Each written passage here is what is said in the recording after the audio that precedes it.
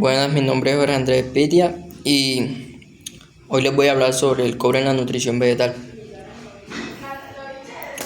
¿Qué es el cobre? El cobre es un micronutriente esencial imprescindible para completar de manera óptima el ciclo vital de las plantas superiores. Tiene una concentración baja, ya que no es requerida como tal. Aunque su ausencia detiene el metabolismo.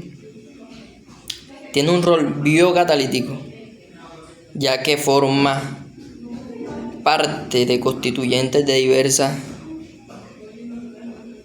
metaloenzimas involucradas en la fotosíntesis y la respiración. Y su escasez limita dramáticamente la biomasa total y el potencial comercial del cultivo.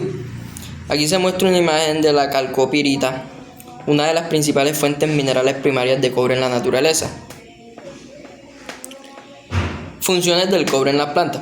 Bueno, tiene un papel en el metabolismo primario, ya que es componente esencial de la plastocianina, proteína clave en el transporte electrónico. ¿Esto qué hace? Esto activa la fotosíntesis. Hace parte de la respiración mitocondrial, que integra la enzima citocromo C oxidasa. En la estructura celular interviene en la síntesis de lignina, favoreciendo el soporte y la autodefensa física. Y es un cofactor de la polifenol oxidasa y ascorbato oxidasa en respuesta antioxidante. Aquí tenemos un cloroplasto, un organelo donde la plasticidad con cobre cataliza la fotosíntesis. Mecanismo de absorción. Tiene una forma asimilable, donde las raíces absorben el nutriente del suelo estrictamente como ion divalente. Cobre carga 2. Y una influencia del pH. La solubilidad y asimilación radicular óptima ocurre en suelos de pH ligeramente ácido. También la materia orgánica en altos contenidos de humo bloquean fuertemente al cobre mediante la quelatación insoluble. Y tiene unos factores limitantes que son la sequía prolongada y la baja temperatura radicular mitigan drásticamente su absorción por difusión. En los análisis químicos de suelo, el pH define directamente el porcentaje de cobre libre utilizable. Transporte interno y movilidad vascular. Tiene un flujo vía xilema donde se desplaza de forma ascendente desde las raíces, arrastrado por la corriente de la transpiración foliar, mientras que tiene una movilidad nula en el floema. Una vez que ésta se fija en las hojas basales maduras, es prácticamente imposible su removilización hacia zonas nuevas. Y en consecuencia diagnóstica, al no redistribuirse, las deficiencias se manifiestan siempre en los ápices de crecimiento y en las hojas jóvenes. Aquí tengo una imagen del tejido vascular, los vasos del xilema, que actúan como vía de transporte de los iones de cobre. Sintomatología típica de deficiencia. En síntomas generales aparecen la clorosis foliar marginal en brotes jóvenes, marchitez apical sin pérdida real de humedad en el suelo y pérdida drástica de turgencia en tejidos tiernos. Bueno, cuenta con daños en cereales.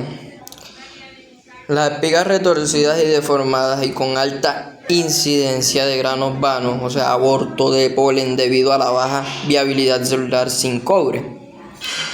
Tiene efectos en frutales como el fenómeno de dieback o muerte regresiva de las yemas apicales, agrietamiento severo de cortezas y formación anormal de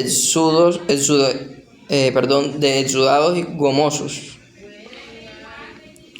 Aquí tiene una sintomatología visual en el campo, en donde las hojas de trigo con enrollamiento helicoidal y puntas necróticas, blanqueamiento de ápice. Y acá en cítricos la deformación de brotes, hojas coriáceas sobredesarrolladas y necrosis en ramas. Toxicidad por cobre y su impacto edáfico. Bueno, tiene una causa agronómica que el origen habitual radica en el abuso reiterado de caldos preventivos y fungicidas cúpricos, como el sulfato tribásico. Tiene un daño radicular primario, en donde el exceso detiene la elongación radicular. Las raíces se tornan oscuras, cortas y sin pelo absorbente. Y tiene una clorosis inducida, en donde el cobre en exceso compite con la asimilación de hierro y zinc, gatillando deficiencias secundarias. Esto conlleva una alerta fisiológica, donde la toxicidad por cobre es difícil de que se le haga corrección, debido a que el metal es altamente estable en la fracción arcillo-húmica del suelo, requiriendo enmiendas calizas complejas para inmovilizarlo mediante elevación del pH. Aquí se muestran unas evidencias de estrés por toxicidad. Tenemos un estrés oxidativo celular, donde la formación masiva de especies reactivas de oxígeno que degradan las membranas plasmáticas, y la pérdida de biomasa radicular, donde se reduce dramática del volumen, es una reducción dramática del volumen de suelo explorado, induciendo estrés hídrico indirecto. Aquí se muestra una destrucción en la imagen, destrucción y pudrición de ápices radiculares por fitotoxicidad aguda de cobre. Tenemos interacciones con otros nutrientes como lo son el nitrógeno, fósforo, hierro y zinc. En el caso del nitrógeno tiene una sinergia. En el caso del fósforo un antagonismo, y en el del hierro también tiene un antagonismo. El nitrógeno, en mecanismo y consecuencia agronómica, en los niveles óptimos de nitrógeno promueve la producción de proteínas ligadoras de cobre, potenciando la asimilación del micronutriente. En el fósforo, las altas dosis de fertilización fosfatada bloquean químicamente el cobre en el suelo, induciendo a carencias severas en campo. Y en hierro y zinc, la competición iónica directa por los canales de transporte celular radicular,